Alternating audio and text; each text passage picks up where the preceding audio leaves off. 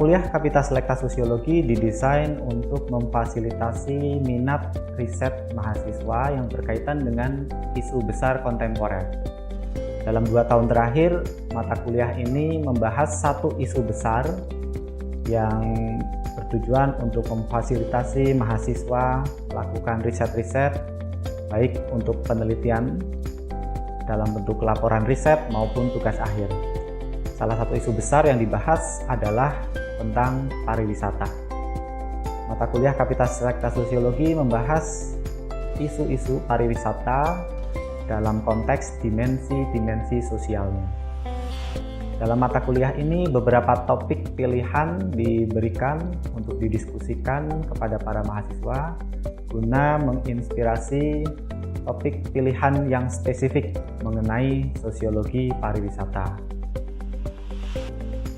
Mata kuliah ini memberikan beberapa topik pilihan, dimulai dari apa itu wisata, kemudian mengapa begitu populer, lalu mengapa misalnya jalan-jalan menjadi satu kebutuhan masyarakat kontemporer, dan juga yang nggak kalah penting tentang turis, siapa itu turis, bagaimana perilaku mereka, kemudian apa bedanya dengan identitas-identitas pelancong yang lain, misalnya backpacker atau independent traveler dan semacamnya.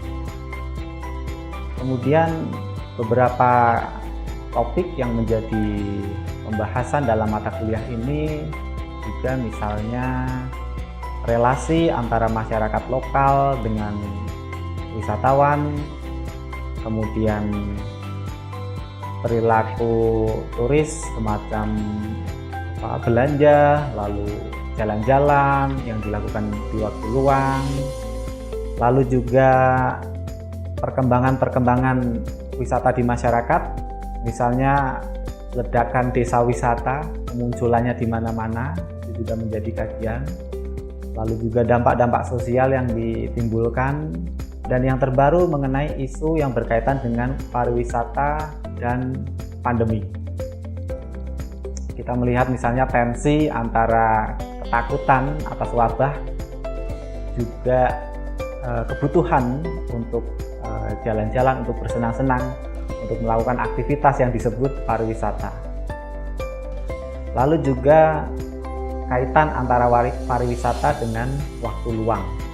Nah, waktu luang ini menjadi dimensi yang penting di mana manusia modern mencari ruang-ruang dan juga waktu untuk lepas dari rutinitas, lepas dari aktivitas yang namanya kerja, untuk melakukan aktivitas yang disebut pariwisata. Mata kuliah ini fokus pada dimensi sosial dan juga politik dari pariwisata, jadi melihat lebih dalam aspek-aspek di balik aktivitas bersenang-senang, aktivitas traveling dan semacamnya. Nah, mata kuliah ini fokus pada dimensi-dimensi itu. Jadi bagaimana